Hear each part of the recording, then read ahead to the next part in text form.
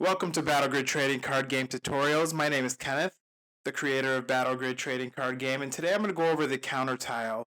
I've been getting a lot of different questions regarding the counter tile, how does it work, and specifically Elusive Protector. I've been seeing a lot of people playing it wrong, and I want to shed some light on that. So without further ado, let's just jump right into it. As you can see here, my board state is set up, is pre-set up. We have the Enlightened here that I'm going to be playing, and we're playing it versus Majestic. And you can see our formation here is kind of crazy. We got some powerful cards on the battle grid. But most importantly, I want to point our attention to Elusive Protector. First, I just want to kind of just read over what Elusive Protector does. When Elusive Protector is on the counter tile, Elusive Protector gets 7/4/7/3. When Elusive Protector is flipped face up, add a +1 combo bonus. We're just going to go and review Elusive Protector's a hero ability. So, as you can see, Elusive Protector's face up on the counter tile. She is getting her bonus, 7/4/7/3. What is the counter tile exactly? The counter tile is a good way to get back into the battle grid quickly without having to play the adjacency game all the time. So if you can see right here, I have Faithful Noble, right to the left of the boss tile. I have Elusive Protector on the counter tile. So if my opponent, who's playing Majestic here, who has some powerful cards in their battle grid, if my opponent were to play a card, I'm just going to go ahead and grab Monstrous Creation. We're going to go ahead and play them. Monstrous Creation requires you to kind of sacrifice or freeze a spell when it comes into play. So we're going to go ahead and do that. We're going to simulate everything that we need to do. So we're going to go ahead and freeze Elixir of Corruption. Now that the cost has been paid for Monstrous Creation, you can see that we enter right into battle phase. We're going to go ahead and say both myself and my opponent passes, meaning Monstrous Creation overcomes Faithful Noble's 4, destroying it. So since Faithful Noble is sent to the Frozen, I now have an opportunity to respond to this battle phase ending by playing a counter card. So if you have anything on the counter tile, when anything that you control is destroyed as a result of battle, you may immediately counter. Okay, as long as you have something face up or face down on the counter tile. Now, the rule of countering, if you're going to counter, it has to occupy the same tile as the destroyed hero or minion or challenger, right? Or even a relic, right? You can counter Alpha Relic as well. So in this case, my Elusive Protector's face up. She's getting her 7/4/7/3 currently. Now I'm going to declare a counter. Now, once I declare a counter, Elusive Protector must occupy that same tile as my frozen hero, minion, or challenger. Okay, so now that I'm occupying the same tile, I now do what we call a tile exchange. My Elusive Protector is no longer on the counter tile. If you read Elusive Protector's ability, let's read it again. When Elusive Protector is on the counter tile, Elusive Protector gets +7/4/7/3. Okay, now this is very tricky to understand. She's no longer on the counter tile, but she's engaged in a counter act, right? She's countering. Now, she no longer gets her benefit. She no longer gets her bonus. Very important I say that. A lot of people assume that Elusive Protector gets her bonus still, not in this current state, right? So she was on the counter tile, intimidating my opponent with the +7/4/7/3. Now that she's off the counter tile, she no longer gets it. She's going to be engaging an overpowered Monstrous Creation at 6 versus Elusive Protector's 1. I'm losing the battle, guys, right? A lot of people think that Elusive Protector comes in as a powerful 8 right here. And I get it. The wording on the card is you have to kind of read into it, and that's why we're having this video right now. So, Elusive Protector actually loses this battle. So, Elusive Protector is destroyed. Let's back up a little bit. Let's put the Faithful Noble back on, right? So, Elusive Protector is now getting his bonus. Let's say Elusive Protector is face down, right? Now, Monstrous Creation comes in, destroys Faithful Noble, right? Elusive Protector can counter, and Elusive Protector is now flipped from the counter, so she does get her combo bonus, right? Let's read that second clause.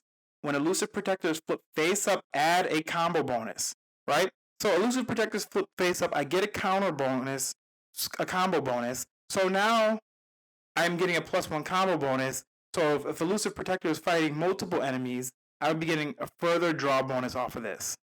But Elusive Protector is still a 1-4-1-5. She does not get her +7-4-7-3. Very important I say that. Now, people are going to say, Elusive Protector is not as good as I thought. And the truth is, she's an uncommon for a reason.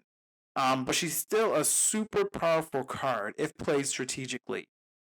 Now, if you've all looked at Devin's video earlier in the month, you would have noticed that they did a formation called, I like to call the pillars, right? So let's change our battle state up here a little bit. Let's play around with this. So let's get rid of this on the Majestic side. And let's say I can find a way to occupy my opponent's counter tile, right? And I think in his video, he had a very interesting formation going on.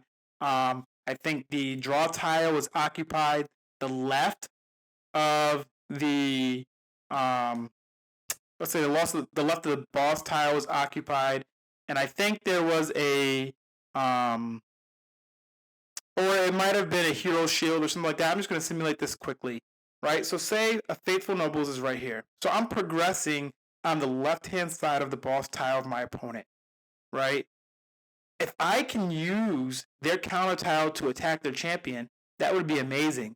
And what better assassin to do that than Elusive Protector? I highly recommend everybody watch that video. It's a great example of going to the left side. I call it the +1 pillar because you're taking the +1 draw. You're not going down the center. You're taking the counter tile, right? You're taking the left-hand pillar all the way down. And what if I play Elusive Protector on top of their counter tile? Suddenly, she becomes powerful, right? She becomes now that +7-4-7-3, right? She becomes that 8-8. What is that? 8-8-8. She becomes 8 all around, right? Which is a very, very, very powerful card. Better yet, what if I played her face down like in Derek's video, and then flips it face up? Now I get the combo bonus, plus I'm gaining my opponent's champion at the +8. Very powerful combo, right? So she's used very well in that tactic. But let me tell you where Elusive Protector's strength really comes from. Let's back it up once more, guys. So let's get rid of this. Let's say my opponent is now aggressively, right, taking on the middle here.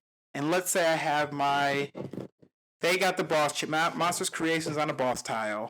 I have a face down card. My opponent knows I'm playing Elusive Protector, so it's a bluff card, right? And then let's say they play this Elixir of Corruption here, and they do get back my Lucian that was inside of my Frozen and play my Lucian against me, right? Now you're an opportunity where you're gaining my champion, right? So now we're going to engage into this relic. The relic is now destroyed. And guys, if you have not seen the tutorial video on how to play, it goes over the very basics on how to play Battle Grid trading card game. Definitely a must-see before watching this video. But let's progress here. Lucian Divine Seeker is now gaining my champion Paladins of Judgment. Instead of going to the gaining phase, I have one opportunity to play a face-down card that's on my counter tile. Now, this is where things get interesting and things get truly complex. When a champion is being gained, I have one opportunity to counter. I can now counter face up on top of my champion. Mind you, Elusive Protector is not on the champion tile.